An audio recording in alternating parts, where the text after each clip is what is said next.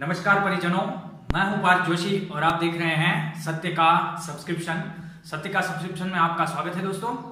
तो वैसे जो है वो आज हम देखने वाले हैं महाभारत युद्ध में सबसे पहला शंखनाद जो है वो किसने किया था, किसने युद्ध का शंख जो है वो बजाया था। तो बहुत कम लोग शायद जानते होंगे कि पहला शंख किसने बजाया था, और जिसने बजाया था उसने युद्ध के लिए तो बिल्कुल ही नहीं बजाया था, लेकिन फिर भी उसी शंख से युद्ध जो है वो स्टार्ट हो गया। तो दोस्तों यहाँ पर श्रीमद् भगवद गीता की बात हम कर रहे हैं। श्रीमद् भगवद गीता में अब तक हम 11 श्लोक तक आ चुके हैं और आज का जो हमारा विवरण है वो 12वें श्लोक का है। 11वें श्लोक तक क्या आता था, दुर्योधन जो है वो द्रोणाचार्य के सामने कौरवों और पांडवों दोनों सेना के जो मुख्य योद्धा हैं उसको दिखा रहा था और उसकी शक्ति का प्रदर्शन कर रहा था। और जब द्रोणाचार्य ने कुछ रिस्पॉन्स नहीं किया तब वो कहता है 11वें श्लोक के अंदर पूरी सेना को कि भीष्म को रक्षण प्रदान करे। उसके बाद 12वें श्लोक में भीष्म क्या एक्शन लेते हैं वो आता है। तो चलिए पहले श्लोक देख लेते हैं, उसके बाद उसका विवरण जो है वो भी जरूर से देखेंगे। तस्य सज्जन नयन हर्ष कुरु वृद्ध पितामह सिंहनादम विनिध्योच्चे शंखम दद्मो प्रतापवान। तो ये 12वां श्लोक है। 12वें श्लोक में क्या कहा गया है कि जैसे ही दुर्योधन जो है वो कहता है अपनी सेना को भीष्म को संरक्षण प्रदान करने के लिए, वैसे ही भीष्म देखते हैं दुर्योधन के सामने और भीष्म समझ जाते हैं कि ये बच्चा जो है वो अभी नासीपास हो गया है, मतलब उसका जो हर्ष है उसका उत्साह जो है वो खंडित हो गया है। तो प्यार से देखते हैं उसके सामने, क्योंकि द्रोणाचार्य ने रिस्पॉन्स नहीं दिया, लेकिन ये तो पितामह थे और इसके साथ कहीं ना कहीं फैमिली वाला रिलेशन था, कौटुंबिक पारिवारिक संबंध थे। तो प्यार से देखते हैं और प्यार से देखकर वो शंख जो है वो बजा देते हैं।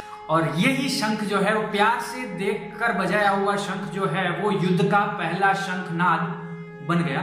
चलिए यहाँ पर देखते हैं हम कितने अच्छे शब्द प्रयोग जो है वो संजय ने किए हैं। देखिए यहाँ पर देखने की बात यह है, मैंने श्रीमद् भगवद गीता की शुरुआत करने से पहले ही कहा था कि जब भीष्म बाण शैया पर लेटे हुए थे उसके बाद संजय ये पूरी कहानी जो है वो धृतराष्ट्र को सुनाता है। तो वही सिचुएशन के हिसाब से यहाँ पर वर्डिंग्स जो है, शब्द जो है वो रखे गए हैं।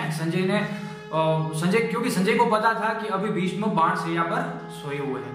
तो क्या कहते हैं संजय, कुरु वृद्ध कहते हैं। कुरु वैसे देखा जाए तो प्रैक्टिकली कुरु वृद्ध भीष्म पितामह नहीं थे, कुरु वृद्ध थे बाहलिक। इसके पहले के श्लोकों में भी मैंने ये वर्णन कर दिया था। बाहलिक जो है वो शांतनु के भाई थे, मतलब कि भीष्म पितामह के भी वो काकाश्री थे। तो भीष्म के काका उनसे बड़े ही थे। तो कुरु वृद्ध वैसे बाहलिक में आता है, लेकिन यहां पर अगर ज्ञान की बात की जाए तो ज्ञान से, शास्त्र शस्त्र सारी विद्याओं से वृद्ध अगर कोई था तो वो थे भीष्म। तो ज्यादातर लोग वैसे बाहलिक का नाम भी बहुत कम लोगों ने सुना होगा और बाहलिक के बारे में काफी कम लोगों को पता होगा। तो इसी वजह से कुरु वृद्ध जो है वो कहा गया भीष्म को। उसके बाद भीष्म के बाद तुरंत बाद पितामह भी कहा गया। तो यहां पर अगर कुरु वृद्ध कह दिया तो पितामह कहने की जरूरत ही नहीं थी, एक ही बराबर था वर्ड।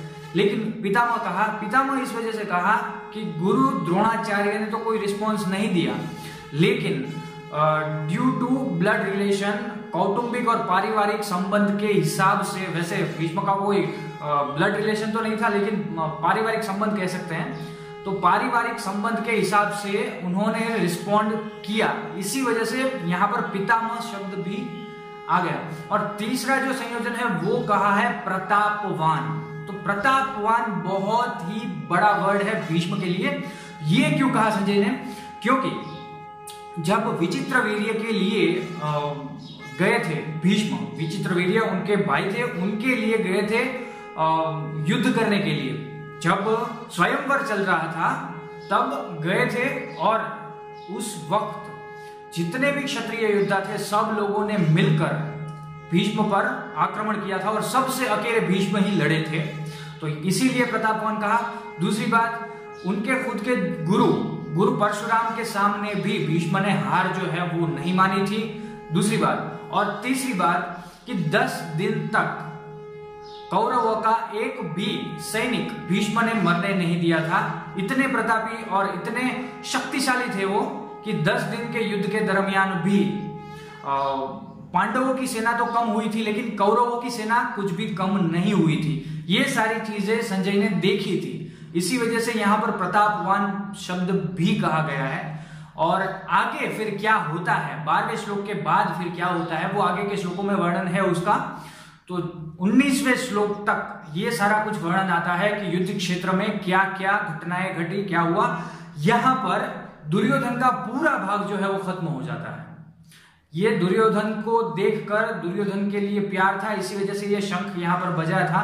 यहां पर 12वें, वैसे 11वें श्लोक में दुर्योधन का पाठ खत्म होता है, लेकिन 12वें श्लोक में भी दुर्योधन के लिए प्रेम है पितामह के पास। तो 12वें श्लोक तक ठीक है दुर्योधन का, लेकिन दुर्योधन का पूरा पाठ यहां पर खत्म हो जाता है। अब जो स्टार्ट होगा वो रण क्षेत्र की बात होगी और 20वें श्लोक से श्रीमद् भगवद गीता जो है उसका पूरा ही शुरुआत जो है वो होने जा रही है।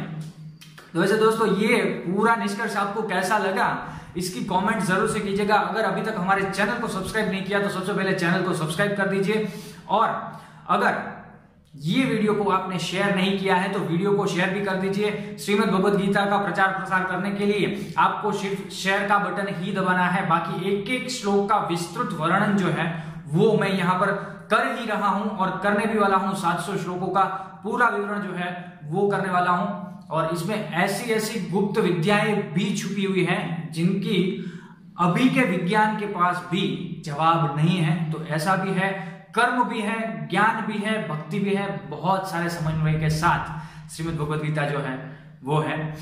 तो आज के लिए बस इतना ही रखते हैं। अगर चैनल को अभी तक सब्सक्राइब नहीं किया वो कर दीजिए, और याद रखिए परिजनों, मैं हूं पार्थ जोशी और आप देख रहे थे सत्य का सब्सक्रिप्शन। नमस्कार।